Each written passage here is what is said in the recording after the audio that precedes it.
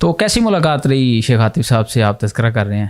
الحمدللہ آپ کو پتہ ہے کہ شیخ عاطف بھائی تو یعنی اپنی مثال آپ ہیں. صرف یہی نہیں کہ وہ لیٹ نائٹ انہوں نے ملاقات دی، ہم ماشاءاللہ 2.5-3 گھنٹے بیٹھے رہے، بہت کچھ سیکھنے کو ملا. اللہ سبحانہ تعالیٰ ان کو جزائے خیر عطا فرمائے. میں تو سمجھتا ہوں کہ امت مسلمہ کے لیے شیخ عاطف ایک تحفہ ہے، ایک نعمت ہے. ان لوگوں کو دیکھ کے نا کاشف بھائی دلکشا ہو گئے، کیسر احمد راجہ ہو گئے، راجہ ضیاء، علی طٰہٰ اور شیخ عاطف.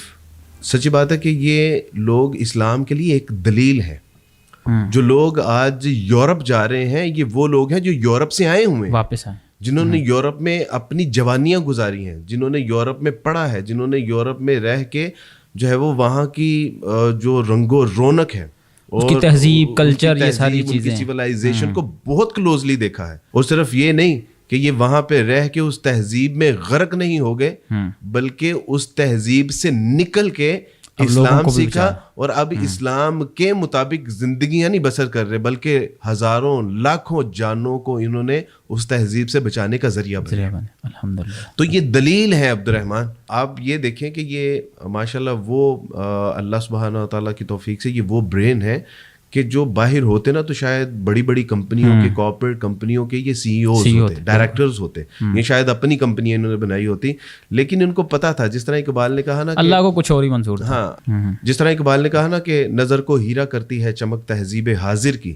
یہ سنائی مگر جھوٹے نگوں کی رضاکاری ہے. تو انہوں نے بہت جلدی دیکھ لیا. میں سمجھتا ہوں کہ یہ تمام لوگ، شیخ عاطف کی آدھی عمر جو ہے وہاں گزری، تو یہ لوگ دلیل ہیں نوجوان نسل کے لیے کہ بھئی اگر تم دیکھنا چاہتے ان کو دیکھ لو کہ انہوں نے وہ سارے جو ہے نا وہ مناظر، وہ سویلائزیشن، وہ رونقیں، وہ جھوٹے نگوں کی جو چمک دمک ہے وہ دیکھی ہوئی ہے. تو اس کے باوجود یہ آ کے اگر دین کے اوپر اصل میں عبدالواس بھی وہ خدمت کا کام کر رہے ہیں تو بہرحال یہ ایک دلیل ہے ہمارے لیے. وہ ایک بندہ کہتا ہے کہ من عرف نفسہ فقد عرف ربہ. بالکل، جس نے اپنے پہچان، بالکل اللہ کے اس کے اوپر کتنے احسان تھے، انعام تھے، انہوں نے اس کو ریئلائز کیا اور پھر اس کے بعد جڑ گئے. اچھا عبدالواس بھائی، عاطف بھائی سے آپ کی ملاقات ہوئی تو کیا آپ نے فیل کیا ان کی کوئی خوبصورت صفت جو آپ نے؟ سارے کے سارے خوبصورت. اچھا ماشاء اللہ. ہاں وہ تو ویسے بٹ ہیں ماشاء اللہ.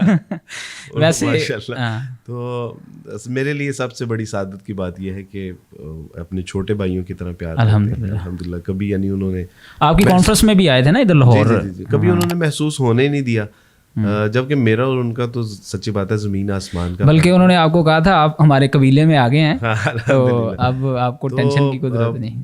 یعنی مجھے جو ان کی سب سے، اگر آپ مجھے کہیں کہ کوئی ایک خوبی، تو وہ ایک خوبی یہ ہے کہ انہوں نے اپنے اندر ایک ایسا توازن برقرار رکھا ہوا ہے کہ اس توازن کی وجہ سے جو دنیا دار طبقہ ہے وہ بھی ان سے محبت کرتا ہے اور جو دیندار طبقہ ہے وہ بھی ان سے محبت کرتا ہے. بالکل. یعنی آپ نے اکثر دیکھا ہوگا کہ ہمارے یہاں ایک پرابلم ہے کہ یہاں ہم جب اللہ سبحانہ تعالیٰ کی توفیق سے یونیورسٹی کے فلور پہ آتے ہیں یا اللہ سبحانہ تعالیٰ ہمیں کسی خاص مقام پہ لے کے آتے ہیں یا کسی اسٹیج پہ پہنچتے ہیں تو ہم دوسرے لوگوں کو نگلیکٹ کرنا شروع کر دیتے ہیں، ان کی تذلیل، ان کی تحقیر کرنا شروع کر دیتے ہیں.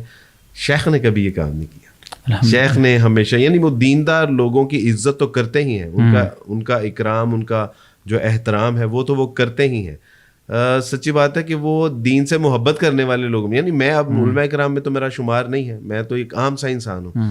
تو صرف اس وجہ سے کہ میں دین سے محبت کرتا ہوں یا دین پہ چلنے کی کوشش کرتا ہوں تو میرے ساتھ بھی ان کا وہی، یعنی آپ تصور کیجئے کہ جب ہم ان کے یہاں گئے تو کوئی 20-25 کے قریب، جس میں پولیس والے بھی تھے، ان کے اسپیشل گارڈ بھی تھے، 4-5 گاڑیاں بھی تھیں.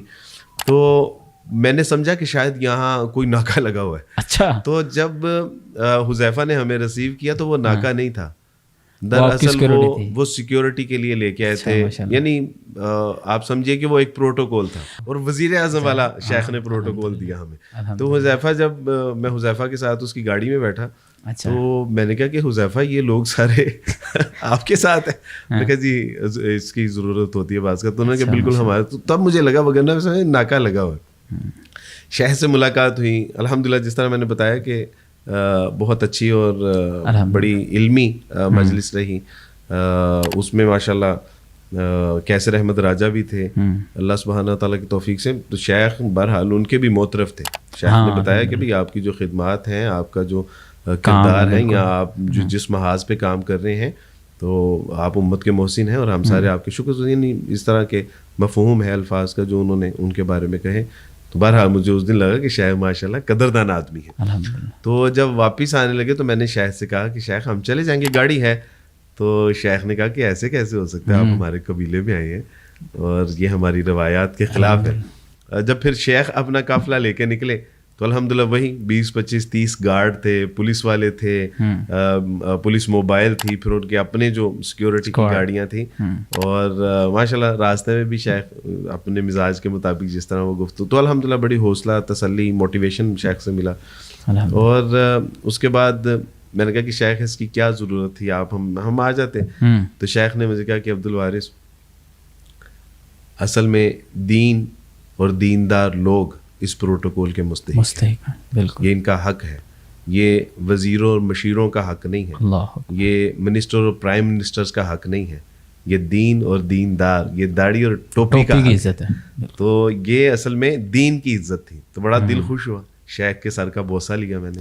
یہ وہی بات ہے عبدالوارث بھائی کہ حضرت عمر جیسے کہا کرتے تھے کہ اذن اللہ بالاسلام, میرا باپ تو مجھے بکریاں نہیں چروانی آتی تھی, اس پہ مارا کرتا تھا. آج اگر اللہ نے مجھے عزت دی ہے تو یہ اسلام کی وجہ سے ہے. بالکل صحیح بات. تو سچی بات میں شیخ کا شکریہ بھی ادا کرنا. شیخ اگر آپ سن رہے ہیں, اللہ تعالیٰ آپ سے راضی ہوں, اللہ دین دنیا کی برکتیں عطا فرمائے, اور اللہ اسی طرح شیر کی طرح جو ہے وہ گرجنے اور طوفانوں کی طرح برسنے کی آپ کو توفیق عطا فرمائے. اور قوم, ملک, ملت کے لیے, دین کے لیے اللہ سبحانہ تعالیٰ آپ کی جو خدمات ہیں اسے قبول و منظور فرمائے. آئی لو یو شیخ, بارک اللہ فیکم.